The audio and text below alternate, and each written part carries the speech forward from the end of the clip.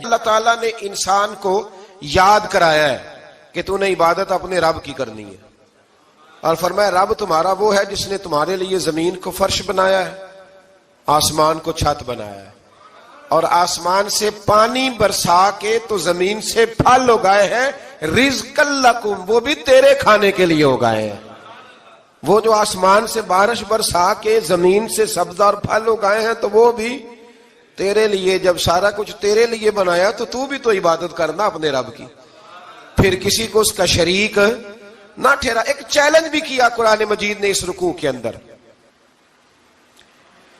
کہا کرتے تھے مکے کے لوگ کہ آپ قرآن مجید کی آیتیں نبی کریم علیہ السلام سے کہا کرتے تھے کہ معاذ اللہ آپ خود بناتے ہیں، بنا کے لاتے ہیں۔ تو اللہ کریم نے فرمایا وَإِن كُنتُمْ فِي رَيْبٍ مِّمَّا نَزَّلْنَا عَلَىٰ عَبْدِنَا فَأْتُوا بِسُورَةٍ مِّن مِّثْلِهِ، اگر تمہیں شک ہو نا اس میں جو ہم نے بندہ خاص پہ نازل کیا ہے تو تم بھی اس جیسی ایک صورت بنا کے لاؤ۔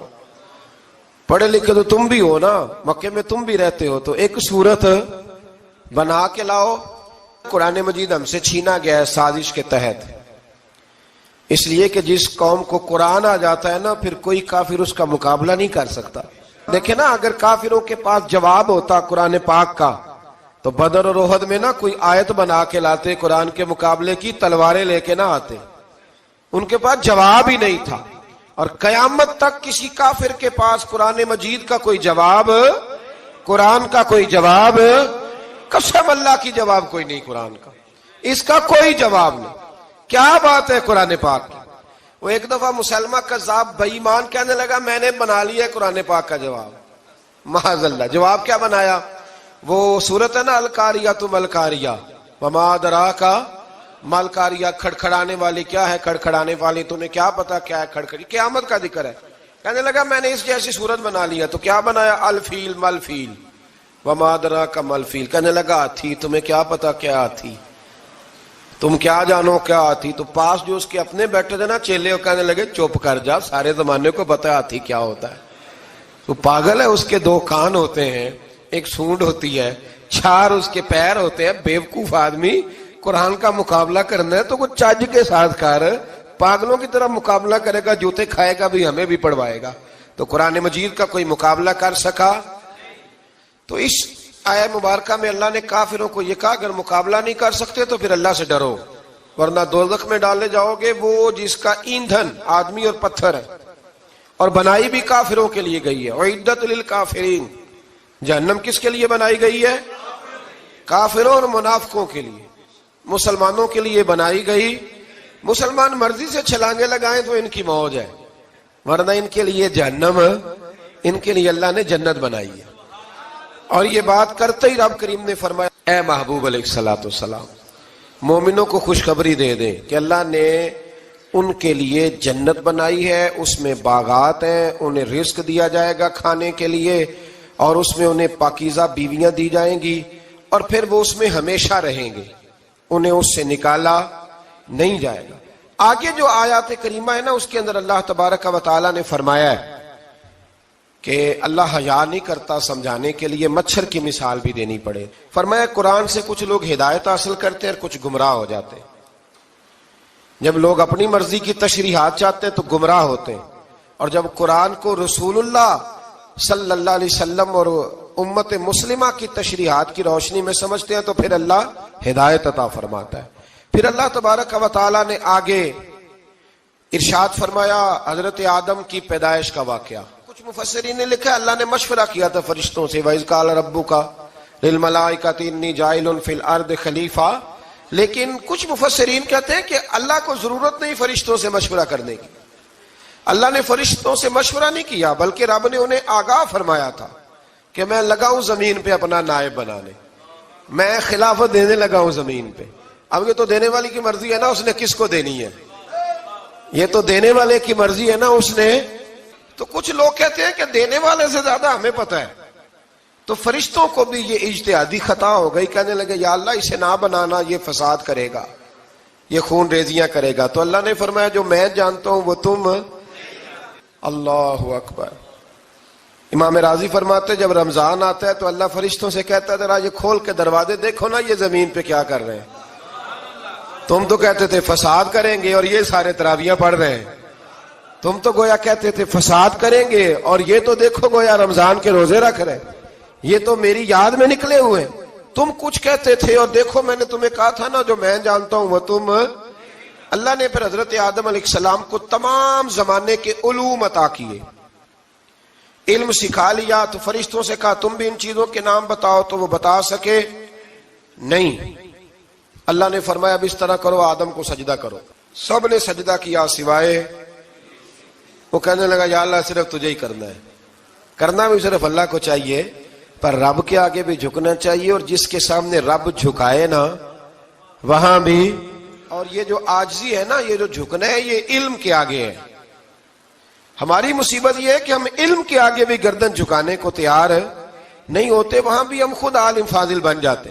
تو فرمایا کہ سب سے کہا سجدہ کرو. سب نے سجدہ کیا سوائے ابلیس کے. تو پھر ہوا کیا وکان من الکافرین, وہ کافروں میں سے ہو گیا. پھر اللہ نے حضرت آدم کو اور جناب حوا کو نا مقام دے دیا جنت میں رہنے کے لیے, اور کہا سارا کچھ کھانا, درخت کے قریب نہ جانا.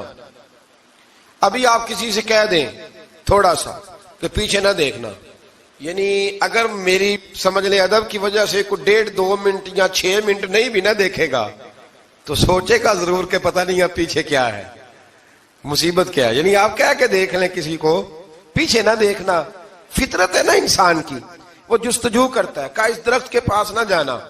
تو حضرت حوا سلام اللہ علیہ کہتے ہیں دل میں خیال رہتا تھا کہ آخر ہے کیا درخت کے پاس. یہی انسان کا عقیدہ توحید ہے کہ جہاں سے رب منع کر دے وہاں وہ منع ہو جائے. اور یہ ان کی خطا نہیں تھی, یہ اللہ کی حکمت تھی, چونکہ رب نے تو پہلے کہہ دیا تھا بنایا ہی زمین کے لیے, تو یہ تو سارا کچھ ہونا تھا تو زمین پہ آنا تھا نا. تو حضرت حوا اور جناب آدم کے پاس شیطان آیا. اب اس کو نکال تو دیا تھا پر ابھی اس کا جنت میں آنا جانا بند نہیں ہوا تھا, یہ بھی اللہ کی حکمت تھی. تو وہ کہنے لگا تمہیں پتہ ہے بعد میں مر جاؤ گے. تو حضرت حوا کہنے لگی کیا موت بھی آئے گی؟ کہاں, اس کی تکلیف بھی بڑی ہوگی, تو پھر بچیں گے کیسے؟ تو کہنے لگے پھل کھا لو اس درخت کا. تو بچنے کے لیے پھل کھایا تھا. اس طرح لوگ آج بہت سارے کام بچنے کے لیے کرتے ہیں پر بچ سکتے, بچنے کے لیے پھل کھایا. تو اللہ نے فرمایا زمین پہ چلے جاؤ. تو حضرت آدم زمین پہ آئے. پھر کئی 100 سال روتے رہے. فَتَلَقَّى آدَمُ مِن رَبِّهِ کلمات. تو پھر اللہ نے خود ہی جناب آدم کو کچھ کلمے سکھائے. علامہ اسماعیل لکی فرماتے ہیں وہ کلمے یہ تھے کہ حضرت آدم نے میرے نبی کا وسیلہ پیش کیا, تو اللہ کریم نے جناب آدم کی دعا کو مقبول فرما لیا. پھر آگے بنی اسرائیل کا ذکر آ جاتا ہے. اللہ تعالیٰ نے بنی اسرائیل, آج آپ اسی قوم کو یہودی کہتے ہیں, ان کو اللہ نے اس زمانے میں فضیلت عطا کی تھی بہت زیادہ. تو عرب کے اندر جب نبی پاک علیہ السلام نے اعلان نبوت کیا تو کچھ لوگوں نے یہ کہہ دیا کہ اگر یہ یہودی کلمہ پڑھ لیں گے تو ہم بھی پڑھ لیں گے.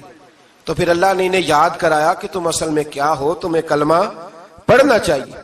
تو اہل یہود کا تذکرہ کرتے کرتے رب کریم نے ایک بات یہ بھی ارشاد فرمائی کہ تم لوگوں کو تو کہتے رہے ہو کہ وہ نبی آنے والے ہیں, وہ نبی آنے والے ہیں, اور جب آ گئے ہیں تو ماننے کو تیار نہیں ہو. تو فرمایا تأمرون الناس بالبر وتنسون انفسکم وانتم تتلون الکتاب, لوگوں کو بھلائی کا حکم دیتے ہو اور اپنے آپ کو بھول جاتے ہو. افلا تعقلون, تمہیں عقل نہیں؟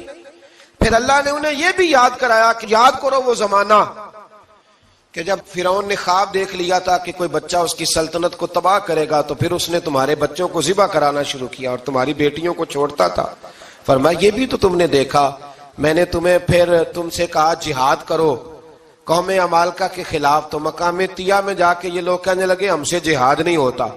اللہ نے انہیں ایک میدان میں قید کر دیا. بڑی دلچسپ بات, قید تو لوگ ہوتے ہیں نا چار دیواری میں, تو اللہ نے بنی اسرائیل والوں کو جب انہوں نے کہا ہم جہاد نہیں کریں گے تو اللہ نے میدان میں قید کر دیا.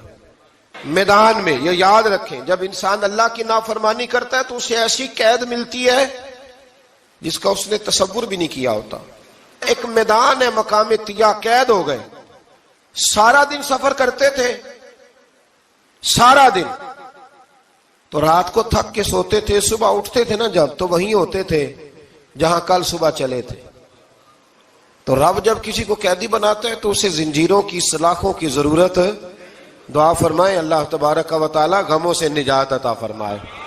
یہ دعا فرمائے. ایسی قید دیتا ہے کہ جس سے پھر چھٹکارا ہو سکتا. تو بنی اسرائیل کا بہت زیادہ تذکرہ اس بارے میں اللہ تبارک و تعالی نے پھر بیان کیا, اور پھر کہا کہ انہیں جو حکم دیا جاتا تھا یہ اس کی سرتابی کرتے تھے. پھر اللہ نے ان پر ذلت نازل کر دی اور یہ ہمیشہ اس کا شکار رہے. قوم سبت کا ذکر فرمایا اللہ نے. ہفتے والے دن کچھ لوگ نافرمانی کرتے تھے. ہمارے بھی ہیلے بہانے ہیں نا آج کل کاروبار میں. تو اسی سپارے کی آیت نمبر 65 کے اندر اللہ تعالیٰ نے حضرت داؤد کی قوم کا ذکر کیا کہ اللہ نے انہیں حکم دیا تھا کہ ہفتے والے دن مچھلیاں نہیں پکڑنی. تو وہ کہتے تھے چلو ہاتھ لگا کے نہیں پکڑنی, ہاتھ لگا کے. وہ ہمارے لوگ ہیلے بہانے تلاش کر لیتے ہیں نا. وہ بڑے جناب انشورنس والا آ گیا, اب وہ بینک والا آ گیا, وہ فلانے صاحب آ گئے, وہ تروڑ مروڑ کے کہانیاں باتیں, اور پھر ہمیں بھی رستے مل جاتے ہیں بچنے کے. مفتی صاحب نے کہہ دیا تھا ایک مولانا سے میں نے ان کو کہا ہفتے والے دن مچھلیاں نہیں پکڑنی, کا نہیں پکڑتے, چھوٹے چھوٹے حوض بنا لیے. تو مچھلیاں زیادہ آتی تھی اس دن, یہ بھی اللہ کی قدرت تھی. نماز کے وقت گاہک زیادہ آتے ہیں, یہ اس کی قدرت ہوتی ہے. تو وہ مچھلیاں حوض میں جمع ہو جاتی ہیں. یوں سمجھ لیں کہ جال انہوں نے لگا لیے ہوئے تھے, تو جال میں وہ پھنستی رہتی تھی, حوضوں میں آتی رہتی تھی. ہفتے کو نہیں پکڑتے تھے, اتوار کو پکڑ لیتے تھے. تو پھر اللہ نے انہیں سزا دی. فرمایا تماشے کرتے ہو اللہ کے حکم کے ساتھ. کیا سزا دی؟ فَقُلْنَا لَهُمْ كُونُوا قِرَادَةً خَاسِئِينَ. فرمایا بندر بن جاؤ دھتکارے ہوئے. جو رزق حرام طریقے سے کماتے تھے رب انہیں بندر بنا دیتا تھا. ابھی بھی میں نے دیکھے ہیں بڑے بڑے تاجر پاگلوں جیسی زندگی گزار رہے ہیں. نفسیاتی طور پہ سکون نہیں ہے, کروڑوں روپیہ پڑا ہے. کیوں؟ اس لیے کہ رب کے بتائے ہوئے طریقے کے مطابق تجارت نہیں کرتے. آگے ایک اور دلچسپ بات آ گئی. بنی اسرائیل کے اندر نا ایک شخص نے اپنے چچا کو قتل کر دیا جائیداد کے لیے. یہ دیکھیں کب سے لوگ جائیداد کے لیے قتل کرتے آ رہے ہیں. چچا کو قتل کر دیا, اور قتل کر کے حضرت موسیٰ علیہ السلام کے پاس آئے کہ میرے چچا کو کسی نے قتل کر دیا ہے, تو بتائیں کیا کرنا ہے. تو آپ نے فرمایا کہ گائے ذبح کرو, اور اس کا ایک ٹکڑا مقتول کو مارو, مرنے والے کو. وہ خود اٹھ کے بتا دے گا مجھے کس نے قتل کیا ہے. اب ارادہ نہیں تھا گائے ذبح کرنے کا, تو بہانے کرنے لگے. ارادہ نہیں نہ ہوتا تو پھر کیا ہوتے ہیں, کہنے لگے گائے کس طرح کی ہو, بوڑھی ہو کہ بچی ہو, رنگ کیسا ہو, جوان ہو کہ چھوٹی ہو, حال میں ایک دفعہ چلنا سیکھ گئی ہو یا ابھی نہ سیکھی ہو. تو بتاتے گئے تو رب بھی شرطیں بیان کرتا گیا. گہرے زرد رنگ کی ہو, حال کے اندر اسے نہ چلایا گیا ہو, پانی نہ نکالا گیا ہو, نہ بچی ہو نہ جوان ہو, اس کے درمیان ہو. یہ ساری شرطیں کہاں پائی جاتی تھیں؟ حضرت موسیٰ علیہ السلام کی قوم کا ایک شخص تھا جو اللہ کا ولی تھا. وہ جب انتقال کرنے لگا نا, اللہ اکبر, دیکھو رب ولیوں کی اولادوں پر بھی کتنا فضل فرماتا ہے. وہ جب انتقال کرنے لگا تو ایک اس کے پاس چھوٹی سی بچیا تھی, گائے کی بچی. اس نے جنگل میں چھوڑ دی. کہنے لگا یا اللہ میں تیرے نام پہ چھوڑتا ہوں, میرا بچہ جوان ہو جائے تو اسے دے دینا, اور تو سرمایہ ہی کوئی نہیں. بچہ بڑا ہوا تو بچہ بھی بڑا نیک تھا, اپنی ماں کا بڑا فرما بردار تھا. اس کی ماں نے کہا بیٹا تیرے باپ نے ایک گائے چھوڑی تھی. تو بچہ جنگل میں گیا اور جا کے کہنے لگا اے اللہ میری گائے مجھ سے ملا دے. تو رب کریم نے وہ گائے واپس کر دی. وہ گائے گھر لے آیا. اب وہ کہنے لگا اماں بیچ دوں, تو اماں کہنے لگی بیٹا میرے پوچھے بغیر نہ بیچنا. کئی دفعہ گاہک لگے پر اس نے کہا جب تک میری اماں نہ کہے گی میں بیچوں گا. ادھر بنی اسرائیل والے شرطیں جتنی گائے کے بارے میں پوچھ چکے تھے وہ ساری اسی گائے میں پائی جاتی تھی. تو یہ ڈھونڈتے ڈھونڈتے وہاں پہنچ گئے.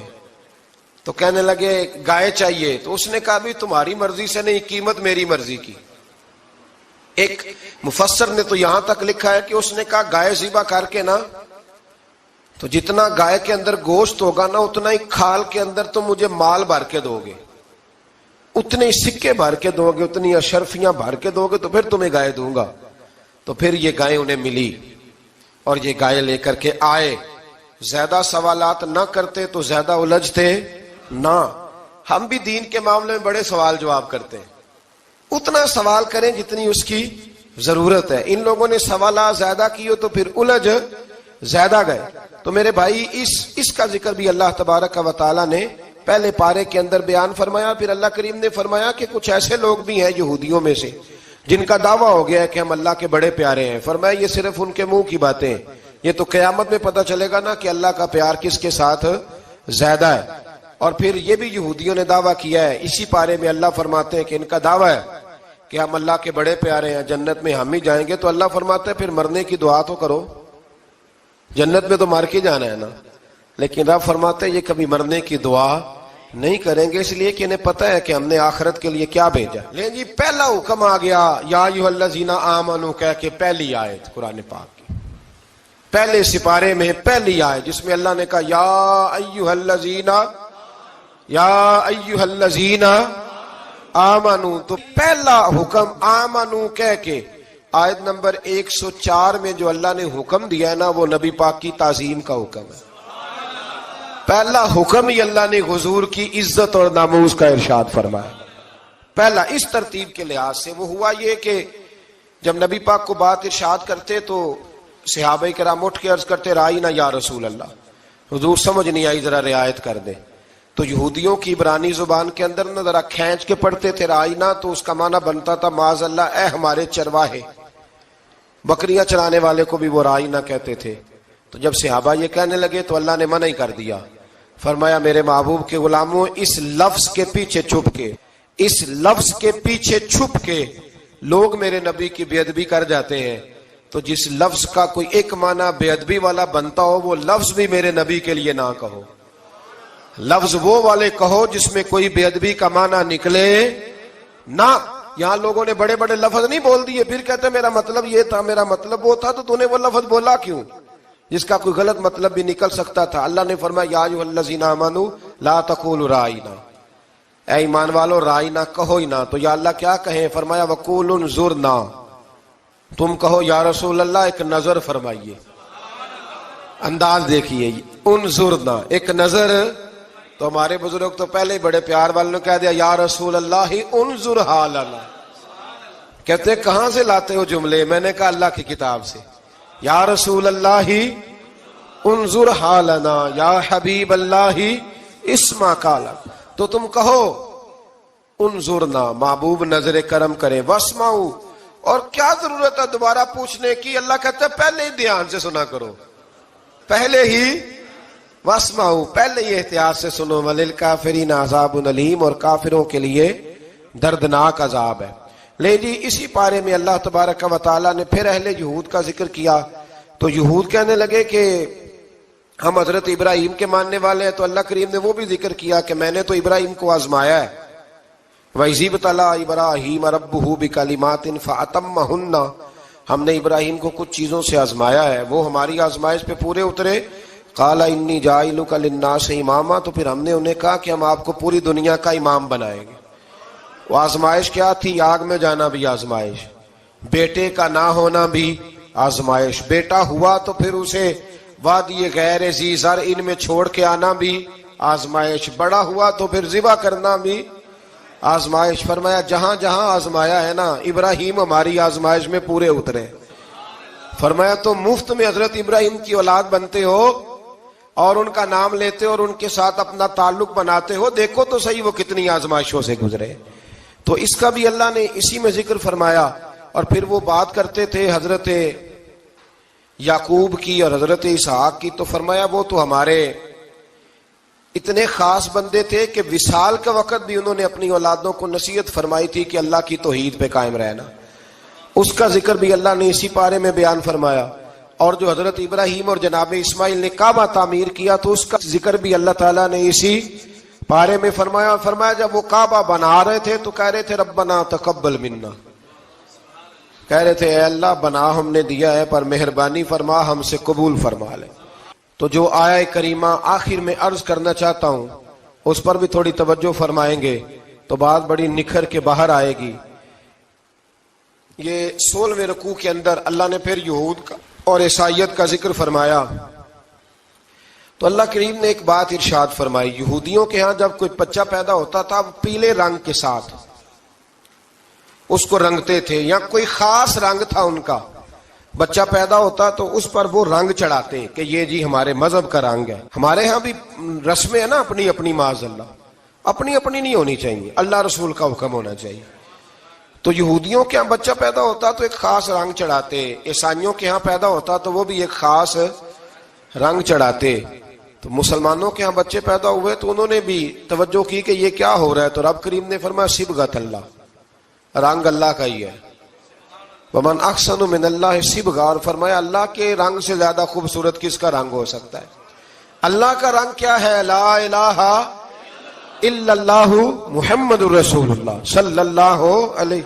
فرمایا نیلے پیلے کالے رنگ نہ چڑھاؤ، اپنے ذہن پر توحید و رسالت کا رنگ چڑھاؤ، یہ سب سے بہترین رنگ ہے۔ اگر تمہارے ذہنوں پر رب رسول کی توحید کا رنگ چڑھ گیا تو یہ وہ والا رنگ ہے، پھر تمہیں کسی اور رنگ کی طرف جانے کی ضرورت نہیں پڑے گی۔ تو فرمایا رنگ وہ پیدا کرو جو توحید کا ہے، رسالت کا ہے، اس رنگ کی توجہ کرو۔ قرآن مجید کے اس پارے میں اللہ کریم نے مختلف باتیں بیان کر کے آخری رکوع میں یہ جو رنگ کا ذکر فرمایا نا، تو یہ لگتا ہے پورے پارے کا خلاصہ ہے کہ رب کریم نے فرمایا اصل بات یہ ہے کہ تمہاری سوچوں پہ رب رسول کی توحید و رسالت کا رنگ ہونا چاہیے۔ ہر وقت بچہ پیدا ہو، کوئی دنیا سے جائے تو رنگ کس کا ہونا چاہیے؟ اللہ رسول کے۔ اور فرمایا رب تمہارا وہ ہے جس نے تمہارے لیے زمین کو فرش بنایا ہے، آسمان کو چھت بنایا ہے، اور آسمان سے پانی برسا کے تو زمین سے پھل اگائے ہیں، رزق لکم، وہ بھی تیرے کھانے کے لیے اگائے ہیں۔ وہ جو آسمان سے بارش برسا کے زمین سے سبز اور پھل اگائے ہیں تو وہ بھی تیرے لیے۔ جب سارا کچھ تیرے لیے بنایا تو بھی تو عبادت کرنا اپنے رب کی، پھر کسی کو اس کا شریک نہ ٹھہرا۔ ایک چیلنج بھی کیا قرآن مجید نے اس رکوع کے اندر، کہا کرتے تھے مکے کے لوگ کہ آپ قرآن مجید کی آیتیں نبی کریم علیہ السلام سے کہا کرتے تھے کہ معاذ اللہ آپ خود بناتے ہیں، بنا کے لاتے ہیں۔ تو اللہ کریم نے فرمایا وَإِن كُنتُمْ فِي رَيْبٍ مِّمَّا نَزَّلْنَا عَلَىٰ عَبْدِنَا فَأْتُوا بِسُورَةٍ مِّن مِّثْلِهِ، اگر تمہیں شک ہو نا اس میں جو ہم نے بندہ خاص پہ نازل کیا ہے تو تم بھی اس جیسی ایک صورت بنا کے لاؤ۔ پڑھے لکھے تو تم بھی ہو نا، مکے میں تم بھی رہتے ہو، تو ایک صورت بنا کے لاؤ۔ قرآن مجید ہم سے چھینا گیا ہے سازش کے تحت، اس لیے کہ جس قوم کو قرآن آ جاتا ہے نا پھر کوئی کافر اس کا مقابلہ نہیں کر سکتا۔ دیکھیں نا اگر کافروں کے پاس جواب ہوتا قرآن پاک کا تو بدر اور احد میں نا کوئی آیت بنا کے لاتے، قرآن کے مقابلے کی تلواریں لے کے نہ آتے، ان کے پاس جواب ہی نہیں تھا۔ اور قیامت تک کسی کافر کے پاس قرآن مجید کا کوئی جواب، قرآن کا کوئی جواب، قسم اللہ کی جواب کوئی نہیں، قرآن کا اس کا کوئی جواب نہیں۔ کیا بات ہے قرآن پاک۔ وہ ایک دفعہ مسلمہ کذاب بے ایمان کہنے لگا میں نے بنا لیا ہے قرآن پاک کا جواب، معاذ اللہ۔ جواب کیا بنایا؟ وہ سورت ہے نا القاریۃ ملقاریہ، وما ادراک ملقاریہ، کھڑکھڑانے والی کیا ہے، کھڑکھڑانے والی تمہیں کیا پتا کیا ہے کھڑکھڑی، قیامت کا ذکر ہے۔ کہنے لگا میں نے اس جیسی سورت بنا لیا، تو کیا بنایا؟ الفیل ملفیل، وما ادراک ملفیل۔ کہنے لگا ہاتھی، تمہیں کیا پتا کیا ہاتھی، تم کیا جانو کیا ہاتھی۔ تو پاس جو اس کے اپنے بیٹھے تھے نا چیلے، وہ کہنے لگے چپ کر جا، سارے زمانے کو پتا ہے ہاتھی کیا ہوتا ہے۔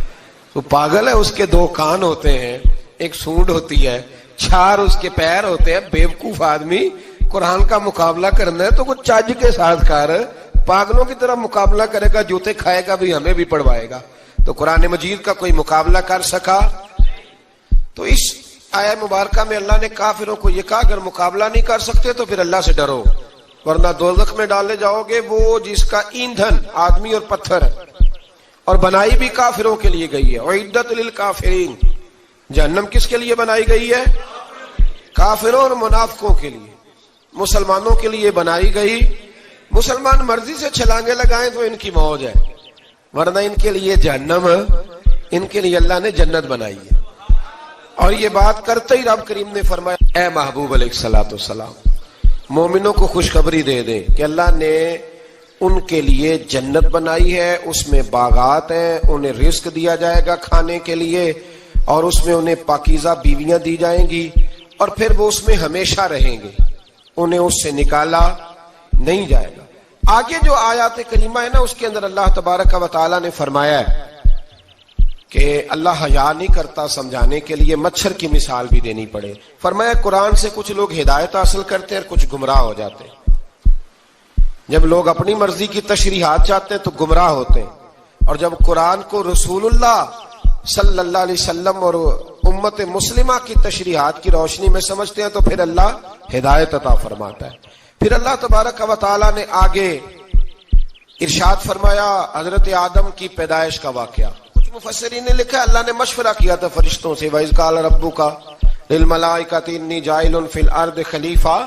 لیکن کچھ مفسرین کہتے ہیں کہ اللہ کو ضرورت نہیں فرشتوں سے مشورہ کرنے کی. اللہ نے فرشتوں سے مشورہ نہیں کیا بلکہ رب نے انہیں آگاہ فرمایا تھا کہ میں لگا ہوں زمین پہ اپنا نائب بنانے، میں خلافت دینے لگا ہوں زمین پہ. اب یہ تو دینے والی کی مرضی ہے نا اس نے کس کو دینی ہے، یہ تو دینے والے کی مرضی ہے نا اس نے. تو کچھ لوگ کہتے ہیں کہ دینے والے سے زیادہ ہمیں پتہ ہے. تو فرشتوں کو بھی یہ اجتہادی خطا ہو گئی، کہنے لگے یا اللہ اسے نہ بنانا، یہ فساد کرے گا، یہ خون ریزیاں کرے گا. تو اللہ نے فرمایا جو میں جانتا ہوں وہ تم. اللہ اکبر.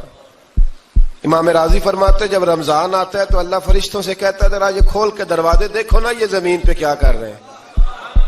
تم تو کہتے تھے فساد کریں گے اور یہ سارے تراویح پڑھ رہے ہیں. تم تو گویا کہتے تھے فساد کریں گے اور یہ تو دیکھو گویا رمضان کے روزے رکھ رہے ہیں. یہ تو میری یاد میں نکلے ہوئے. تم کچھ کہتے تھے اور دیکھو میں نے تمہیں کہا تھا نا جو میں جانتا ہوں وہ تم. اللہ نے پھر حضرت آدم علیہ السلام کو تمام زمانے کے علوم عطا کیے، علم سکھا لیا. تو فرشتوں سے کہا تم بھی ان چیزوں کے نام بتاؤ تو وہ بتا سکے نہیں. اللہ نے فرمایا اب اس طرح کرو آدم کو سجدہ کرو. سب نے سجدہ کیا سوائے وہ. کہنے لگا یا اللہ صرف تجھے ہی کرنا ہے. کرنا بھی صرف اللہ کو چاہیے پر رب کے آگے بھی جھکنا چاہیے، اور جس کے سامنے رب جھکائے نا وہاں بھی. اور یہ جو عاجزی ہے نا، یہ جو جھکنا ہے یہ علم کے آگے ہے. ہماری مصیبت یہ ہے کہ ہم علم کے آگے بھی گردن جھکانے کو تیار نہیں ہوتے، وہاں بھی ہم خود عالم فاضل بن جاتے ہیں. تو فرمایا کہ سب سے کہا سجدہ کرو، سب نے سجدہ کیا سوائے ابلیس کے. تو پھر ہوا کیا وکان من الکافرین، وہ کافروں میں سے ہو گیا. پھر اللہ نے حضرت آدم کو اور جناب حوا کو نا مقام دے دیا جنت میں رہنے کے لیے، اور کہا سارا کچھ کھانا، درخت کے قریب نہ جانا. ابھی آپ کسی سے کہہ دیں تھوڑا سا کہ پیچھے نہ دیکھنا، یعنی اگر میری سمجھ لیں ادب کی وجہ سے کوئی 1.5-2 منٹ یا 6 منٹ نہیں بھی نہ دیکھے گا تو سوچے گا ضرور کہ پتہ نہیں اب پیچھے کیا ہے، مصیبت کیا ہے. یعنی آپ کہہ کے دیکھ لیں کسی کو، پیچھے نہ دیکھنا. فطرت ہے نا انسان کی، وہ جستجو کرتا ہے. کہا اس درخت کے پاس نہ جانا. تو حضرت حوا سلام اللہ علیہ کہتے ہیں دل میں خیال رہتا تھا کہ آخر ہے کیا درخت کے پاس. یہی انسان کا عقیدہ توحید ہے کہ جہاں سے رب منع کر دے وہاں وہ منع ہو جائے. اور یہ ان کی خطا نہیں تھی، یہ اللہ کی حکمت تھی، چونکہ رب نے تو پہلے کہہ دیا تھا بنایا ہی زمین کے لیے، تو یہ تو سارا کچھ ہونا تھا تو زمین پہ آنا تھا نا. تو حضرت حوا اور جناب آدم کے پاس شیطان آیا. اب اس کو نکال تو دیا تھا پر ابھی اس کا جنت میں آنا جانا بند نہیں ہوا تھا، یہ بھی اللہ کی حکمت تھی. تو وہ کہنے لگا تمہیں پتہ ہے بعد میں مر جاؤ گے. تو حضرت حوا کہنے لگی کیا موت بھی آئے گی؟ کہاں، اس کی تکلیف بھی بڑی ہوگی، تو پھر بچیں گے کیسے؟ تو کہنے لگے پھل کھا لو اس درخت کا. تو بچنے کے لیے پھل کھایا تھا. اس طرح لوگ آج بہت سارے کام بچنے کے لیے کرتے ہیں پر بچ سکتے، بچنے کے لیے پھل کھایا. تو اللہ نے فرمایا زمین پہ چلے جاؤ. تو حضرت آدم زمین پہ آئے، پھر کئی 100 سال روتے رہے. فتلقى آدم من ربہ کلمات. تو پھر اللہ نے خود ہی جناب آدم کو کچھ کلمے سکھائے. علامہ اسماعیل لکی فرماتے ہیں وہ کلمے یہ تھے کہ حضرت آدم نے میرے نبی کا وسیلہ پیش کیا، اللہ کریم نے جناب آدم کی دعا کو مقبول فرما لیا. پھر آگے بنی اسرائیل کا ذکر آ جاتا ہے. اللہ تعالیٰ نے بنی اسرائیل، آج آپ اسی قوم کو یہودی کہتے ہیں، ان کو اللہ نے اس زمانے میں فضیلت عطا کی تھی بہت زیادہ. تو عرب کے اندر جب نبی پاک علیہ السلام نے اعلان نبوت کیا تو کچھ لوگوں نے یہ کہہ دیا کہ اگر یہ یہودی کلمہ پڑھ لیں گے تو ہم بھی پڑھ لیں گے. تو پھر اللہ نے انہیں یاد کرایا کہ تم اصل میں کیا ہو، تمہیں کلمہ پڑھنا چاہیے. تو اہل یہود کا تذکرہ کرتے کرتے رب کریم نے ایک بات یہ بھی ارشاد فرمائی کہ تم لوگوں کو تو کہتے رہے ہو کہ وہ نبی آنے والے ہیں، وہ نبی آنے والے ہیں، اور جب آ گئے ہیں تو ماننے کو تیار نہیں ہو. تو فرمایا تأمرون الناس بالبر وتنسون انفسکم وانتم تتلون الکتاب، لوگوں کو بھلائی کا حکم دیتے ہو اور اپنے آپ کو بھول جاتے ہو. افلا تعقلون، تمہیں عقل نہیں؟ پھر اللہ نے انہیں یہ بھی یاد کرایا کہ یاد کرو وہ زمانہ کہ جب فرعون نے خواب دیکھ لیا تھا کہ کوئی بچہ اس کی سلطنت کو تباہ کرے گا، تو پھر اس نے تمہارے بچوں کو ذبح کرانا شروع کیا اور تمہاری بیٹیوں کو چھوڑتا تھا. فرمایا یہ بھی تو تم نے دیکھا، میں نے تمہیں پھر تم سے کہا جہاد کرو قوم عمالقہ کے خلاف، تو مقام طیہ میں جا کے یہ لوگ کہنے لگے ہم سے جہاد نہیں ہوتا. اللہ نے انہیں ایک میدان میں قید کر دیا. بڑی دلچسپ بات، قید تو لوگ ہوتے ہیں نا چار دیواری میں، تو اللہ نے بنی اسرائیل والوں کو جب انہوں نے کہا جہاد نہیں کریں گے تو اللہ نے میدان میں قید کر دیا. میدان میں، یہ یاد رکھیں، جب انسان اللہ کی نافرمانی کرتا ہے تو اسے ایسی قید ملتی ہے جس کا اس نے تصور بھی نہیں کیا ہوتا. ایک میدان ہے مقام طیہ، قید ہو گئے. سارا دن سفر کرتے تھے، سارا دن، تو رات کو تھک کے سوتے تھے، صبح اٹھتے تھے نا جب، تو وہیں ہوتے تھے جہاں کل صبح چلے تھے. تو رب جب کسی کو قیدی بناتا ہے تو اسے زنجیروں کی، سلاخوں کی ضرورت. دعا فرمائے اللہ تبارک و تعالی غموں سے نجات عطا فرمائے. یہ دعا فرمائے، ایسی قید دیتا ہے کہ جس سے پھر چھٹکارا ہو سکتا. تو بنی اسرائیل کا بہت زیادہ تذکرہ اس بارے میں اللہ تبارک و تعالی نے پھر بیان کیا، اور پھر کہا کہ انہیں جو حکم دیا جاتا تھا یہ اس کی سرتابی کرتے تھے. پھر اللہ نے ان پر ذلت نازل کر دی اور یہ ہمیشہ اس کا شکار رہے. قوم سبت کا ذکر فرمایا اللہ نے. ہفتے والے دن کچھ لوگ نافرمانی کرتے. ہمارے بھی ہیلے بہانے ہیں نا آج کل کاروبار میں. تو اسی سپارے کی آیت نمبر 65 کے اندر اللہ تعالیٰ نے حضرت داؤد کی قوم کا ذکر کیا کہ اللہ نے انہیں حکم دیا تھا کہ ہفتے والے دن مچھلیاں نہیں پکڑنی. تو وہ کہتے تھے چلو ہاتھ لگا کے نہیں پکڑنی، ہاتھ لگا کے. وہ ہمارے لوگ ہیلے بہانے تلاش کر لیتے ہیں نا.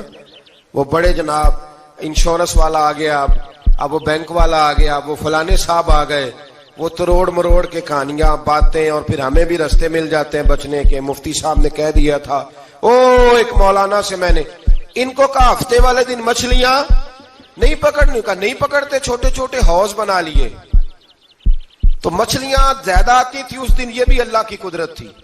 نماز کے وقت گاہک زیادہ آتے ہیں، یہ اس کی قدرت ہوتی ہے.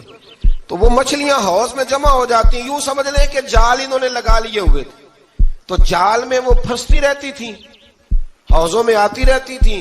ہفتے کو نہیں پکڑتے تھے، اتوار کو پکڑ لیتے تھے. تو پھر اللہ نے انہیں سزا دی. فرمایا تماشے کرتے ہو اللہ کے حکم کے ساتھ. کیا سزا دی؟ فَقُلْنَا لَهُمْ كُونُوا قِرَادَةً خَاسِئِينَ، فرمایا بندر بن جاؤ دھتکارے ہوئے. جو رزق حرام طریقے سے کماتے تھے رب انہیں بندر بنا دیتا تھا. ابھی بھی میں نے دیکھے ہیں بڑے بڑے تاجر پاگلوں جیسی زندگی گزار رہے ہیں. نفسیاتی طور پہ سکون نہیں ہے، کروڑوں روپیہ پڑا ہے. کیوں؟ اس لیے کہ رب کے بتائے ہوئے طریقے کے مطابق تجارت نہیں کرتے. آگے ایک اور دلچسپ بات آ گئی. بنی اسرائیل کے اندر نا ایک شخص نے اپنے چچا کو قتل کر دیا جائیداد کے لیے. یہ دیکھیں کب سے لوگ جائیداد کے لیے قتل کرتے آ رہے ہیں. چچا کو قتل کر دیا، اور قتل کر کے حضرت موسیٰ علیہ السلام کے پاس آئے کہ میرے چچا کو کسی نے قتل کر دیا ہے، تو بتائیں کیا کرنا ہے. تو آپ نے فرمایا کہ گائے ذبح کرو اور اس کا ایک ٹکڑا مقتول کو مارو، مرنے والے کو. وہ خود اٹھ کے بتا دے گا مجھے کس نے قتل کیا ہے. اب ارادہ نہیں تھا گائے ذبح کرنے کا تو بہانے کرنے لگے. ارادہ نہیں نہ ہوتا تو پھر کیا ہوتے ہیں، کہنے لگے گائے کس طرح کی ہو، بوڑھی ہو کہ بچی ہو، رنگ کیسا ہو، جوان ہو کہ چھوٹی ہو، حال میں ایک دفعہ چلنا سیکھ گئی ہو یا ابھی نہ سیکھی ہو. تو بتاتے گئے تو رب بھی شرطیں بیان کرتا گیا. گہرے زرد رنگ کی ہو، حال کے اندر اسے نہ چلایا گیا ہو، پانی نہ نکالا گیا ہو، نہ بچی ہو نہ جوان ہو، اس کے درمیان ہو. یہ ساری شرطیں کہاں پائی جاتی تھی؟ حضرت موسیٰ علیہ السلام کی قوم کا ایک شخص تھا جو اللہ کا ولی تھا. وہ جب انتقال کرنے لگا نا، اللہ اکبر، دیکھو رب ولیوں کی اولادوں پر بھی کتنا فضل فرماتا ہے. وہ جب انتقال کرنے لگا تو ایک اس کے پاس چھوٹی سی بچیا تھی، گائے کی بچی. اس نے جنگل میں چھوڑ دی. کہنے لگا یا اللہ میں تیرے نام پہ چھوڑتا ہوں. میرا بچہ جوان ہو جائے تو اسے دے دینا، اور تو سرمایہ ہی کوئی نہیں۔ بچہ بڑا ہوا تو بچہ بھی بڑا نیک تھا، اپنی ماں کا بڑا فرما بردار تھا۔ اس کی ماں نے کہا بیٹا تیرے باپ نے ایک گائے چھوڑی تھی، تو بچہ جنگل میں گیا اور جا کے کہنے لگا اے اللہ میری گائے مجھ سے ملا دے، تو رب کریم نے وہ گائے واپس کر دی۔ وہ گائے گھر لے آیا، اب وہ کہنے لگا اماں بیچ دوں، تو اماں کہنے لگی بیٹا میرے پوچھے بغیر نہ بیچنا۔ کئی دفعہ گاہک لگے پر اس نے کہا جب تک میری اماں نہ کہے گی میں بیچوں گا۔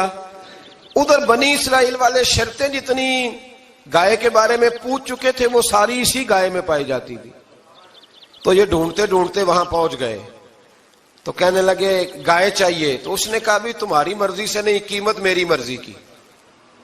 ایک مفسر نے تو یہاں تک لکھا ہے کہ اس نے کہا گائے ذبح کر کے نا، تو جتنا گائے کے اندر گوشت ہوگا نا اتنا ہی کھال کے اندر تم مجھے مال بھر کے دو گے، اتنے ہی سکے بھر کے دو گے، اتنی اشرفیاں بھر کے دو گے تو پھر تمہیں گائے دوں گا۔ تو پھر یہ گائے انہیں ملی اور یہ گائے لے کر کے آئے۔ زیادہ سوالات نہ کرتے تو زیادہ الجھتے نہ۔ ہم بھی دین کے معاملے میں بڑے سوال جواب کرتے ہیں، اتنا سوال کریں جتنی اس کی ضرورت ہے۔ ان لوگوں نے سوالات زیادہ کیے تو پھر الجھ زیادہ گئے۔ تو میرے بھائی اس کا ذکر بھی اللہ تبارک و تعالیٰ نے پہلے پارے کے اندر بیان فرمایا۔ پھر اللہ کریم نے فرمایا کہ کچھ ایسے لوگ بھی ہیں یہودیوں میں سے جن کا دعویٰ ہو گیا ہے کہ ہم اللہ کے بڑے پیارے ہیں۔ فرمایا یہ صرف ان کے منہ کی باتیں ہیں، یہ تو قیامت میں پتہ چلے گا نا کہ اللہ کا پیار کس کے ساتھ زیادہ ہے۔ اور پھر یہ بھی یہودیوں نے دعویٰ کیا ہے، اسی پارے میں اللہ فرماتے ہیں کہ ان کا دعویٰ ہے کہ ہم اللہ کے بڑے پیارے ہیں، جنت میں ہم ہی جائیں گے۔ تو اللہ فرماتا ہے پھر مرنے کی دعا تو کرو، جنت میں تو مر کے جانا ہے نا۔ لیکن رب فرماتے ہیں یہ کبھی مرنے کی دعا نہیں کریں گے، اس لیے کہ انہیں پتہ ہے کہ ہم نے آخرت کے لیے کیا بھیجا۔ لیکن جی پہلا حکم آ گیا یا ایھا الذین آمنوا کہہ کے، پہلی آیت قرآن پاک کی پہلے سپارے میں پہلی آیت جس میں اللہ نے کہا یا ایھا الذین آمنوا، تو پہلا حکم آمنوا کہہ کے آیت نمبر 104 میں جو اللہ نے حکم دیا ہے نا وہ نبی پاک کی تعظیم کا حکم ہے۔ پہلا حکم ہی اللہ نے حضور کی عزت اور ناموس کا ارشاد فرمایا۔ پہلا اس ترتیب کے لحاظ سے وہ ہوا یہ کہ جب نبی پاک کو بات ارشاد کرتے تو صحابہ کرام اٹھ کے عرض کرتے رائینا یا رسول اللہ، حضور سمجھ نہیں آئی ذرا رعایت کر دیں۔ تو یہودیوں کی عبرانی زبان کے اندر نہ ذرا کھینچ کے پڑھتے تھے رائینا، تو اس کا معنی بنتا تھا معاذ اللہ اے ہمارے چرواہے، بکریاں چرانے والے کو بھی وہ رائینا کہتے تھے۔ تو جب صحابہ یہ کہنے لگے تو اللہ نے منع ہی کر دیا، فرمایا میرے محبوب کے غلاموں اس لفظ کے پیچھے چھپ کے، اس لفظ کے پیچھے چھپ کے لوگ میرے نبی کی بے ادبی کر جاتے ہیں، تو جس لفظ کا کوئی ایک معنی بے ادبی والا بنتا ہو وہ لفظ بھی میرے نبی کے لیے نہ کہو، لفظ وہ والے کہو جس میں کوئی بے ادبی کا معنی نکلے نہ۔ یہاں لوگوں نے بڑے بڑے لفظ نہیں بول دیے، پھر کہتے میرا مطلب یہ تھا، میرا مطلب وہ تھا، تو تو نے وہ لفظ بولا کیوں جس کا کوئی غلط مطلب بھی نکل سکتا تھا۔ اللہ نے فرمایا یا ایھا الذین آمنوا لا تقولوا رائینا، اے ایمان والو رائینا کہو ہی نہ۔ تو یا اللہ کیا کہیں؟ فرمایا وقولوا انظرنا، تم کہو یا رسول اللہ ایک نظر فرمائیے، انداز دیکھیے، انظرنا ایک نظر۔ تو ہمارے بزرگ تو پہلے ہی بڑے پیار والوں نے کہہ دیا یا رسول اللہ انظر حالنا۔ کہتے کہاں سے لاتے ہو جملے؟ میں نے کہا اللہ کی کتاب سے۔ یا رسول اللہ انظر حالنا یا حبیب اللہ اسمع قالا، تو تم کہو انظرنا محبوب نظر کرم کرے، واسمعوا، اور کیا ضرورت ہے دوبارہ پوچھنے کی؟ اللہ کہتا ہے پہلے ہی دھیان سے سنا کرو، پہلے ہی واسمعوا، پہلے ہی احتیاط سے سنو، وللکافرین عذاب علیم، اور کافروں کے لیے دردناک عذاب ہے۔ لے جی اسی پارے میں اللہ تبارک و تعالیٰ نے پھر اہل یہود کا ذکر کیا۔ تو یہود کہنے لگے کہ ہم حضرت ابراہیم کے ماننے والے ہیں، تو اللہ کریم نے وہ بھی ذکر کیا کہ میں نے تو ابراہیم کو آزمایا ہے، وَإِذِ ابْتَلَىٰ إِبْرَاهِيمَ رَبُّهُ بِكَلِمَاتٍ فَأَتَمَّهُنَّ، ہم نے ابراہیم کو کچھ چیزوں سے آزمایا ہے، وہ ہماری آزمائش پہ پورے اترے۔ قَالَ إِنِّي جَاعِلُكَ لِلنَّاسِ إِمَامًا، تو پھر ہم نے انہیں کہا کہ ہم آپ کو پوری دنیا کا امام بنائیں گے۔ وہ آزمائش کیا تھی؟ آگ میں جانا بھی آزمائش، بیٹے کا نہ ہونا بھی آزمائش، بیٹا ہوا تو پھر اسے وادی غیر ذی زرع ان میں چھوڑ کے آنا بھی آزمائش، بڑا ہوا تو پھر ذبح کرنا بھی آزمائش۔ فرمایا جہاں جہاں آزمایا ہے نا، ابراہیم ہماری آزمائش میں پورے اترے۔ فرمایا تو مفت میں حضرت ابراہیم کی اولاد بنتے ہو اور ان کا نام لیتے ہو اور ان کے ساتھ اپنا تعلق بناتے ہو، دیکھو تو صحیح وہ کتنی آزمائشوں سے گزرے۔ تو اس کا بھی اللہ نے اسی میں ذکر فرمایا۔ اور پھر وہ بات کرتے تھے حضرت یعقوب کی اور حضرت اسحاق کی، تو فرمایا وہ تو ہمارے اتنے خاص بندے تھے کہ وصال کے وقت بھی انہوں نے اپنی اولادوں کو نصیحت فرمائی تھی کہ اللہ کی توحید پہ قائم رہنا۔ اس کا ذکر بھی اللہ نے اسی پارے میں بیان فرمایا۔ اور جو حضرت ابراہیم اور جناب اسماعیل نے کعبہ تعمیر کیا تو اس کا ذکر بھی اللہ تعالیٰ نے اسی پارے میں فرمایا۔ اور فرمایا جب وہ کعبہ بنا رہے تھے تو کہہ رہے تھے ربنا تقبل منا، کہہ رہے تھے اے اللہ بنا ہم نے دیا ہے پر مہربانی فرما ہم سے قبول فرما لے۔ تو جو آیہ کریمہ آخر میں عرض کرنا چاہتا ہوں اس پر بھی تھوڑی توجہ فرمائیں گے تو بات بڑی نکھر کے باہر آئے گی۔ یہ 16ویں رکوع کے اندر اللہ نے پھر یہود کا اور عیسائیت کا ذکر فرمایا تو اللہ کریم نے ایک بات ارشاد فرمائی۔ یہودیوں کے ہاں جب کوئی بچہ پیدا ہوتا تھا پیلے رنگ کے ساتھ اس کو رنگتے تھے، یا کوئی خاص رنگ تھا ان کا، بچہ پیدا ہوتا تو اس پر وہ رنگ چڑھاتے کہ یہ جی ہمارے مذہب کا رنگ ہے۔ ہمارے ہاں بھی رسمیں ہیں نا اپنی اپنی، معاذ اللہ اپنی اپنی نہیں ہونی چاہیے، اللہ رسول کا حکم ہونا چاہیے۔ تو یہودیوں کے ہاں بچہ پیدا ہوتا تو ایک خاص رنگ چڑھاتے، عیسائیوں کے ہاں پیدا ہوتا تو وہ بھی ایک خاص رنگ چڑھاتے۔ تو مسلمانوں کے ہاں بچے پیدا ہوئے تو انہوں نے بھی توجہ کی کہ یہ کیا ہو رہا ہے، تو رب کریم نے فرمایا صبغۃ اللہ، رنگ اللہ کا ہی ہے۔ ومن احسن من اللہ صبغہ، اور فرمایا اللہ کے رنگ سے زیادہ خوبصورت کس کا رنگ ہو سکتا ہے؟ اللہ کا رنگ کیا ہے؟ لا الہ الا اللہ محمد الرسول اللہ صلی اللہ علیہ۔ فرمایا نیلے پیلے کالے رنگ نہ چڑھاؤ، اپنے ذہن پر توحید و رسالت کا رنگ چڑھاؤ، یہ سب سے بہترین رنگ ہے۔ اگر تمہارے ذہنوں پر رب رسول کی توحید کا رنگ چڑھ گیا تو یہ وہ والا رنگ ہے، پھر تمہیں کسی اور رنگ کی طرف جانے کی ضرورت نہیں پڑے گی۔ تو فرمایا رنگ وہ پیدا کرو جو توحید کا ہے، رسالت کا ہے، اس رنگ کی توجہ کرو۔ قرآن مجید کے اس پارے میں اللہ کریم نے مختلف باتیں بیان کر کے آخری رکوع میں یہ جو رنگ کا ذکر فرمایا نا، تو یہ لگتا ہے پورے پارے کا خلاصہ ہے کہ رب کریم نے فرمایا اصل بات یہ ہے کہ تمہاری سوچوں پہ رب رسول کی توحید و رسالت کا رنگ ہونا چاہیے۔ ہر وقت بچہ پیدا ہو، کوئی دنیا سے جائے تو رنگ کس کا ہونا چاہیے؟ اللہ رسول کے دین کا۔ اللہ تعالی ہمیں سمجھنے کی توفیق عطا فرمائے۔ آخر دعوانا ان الحمدللہ۔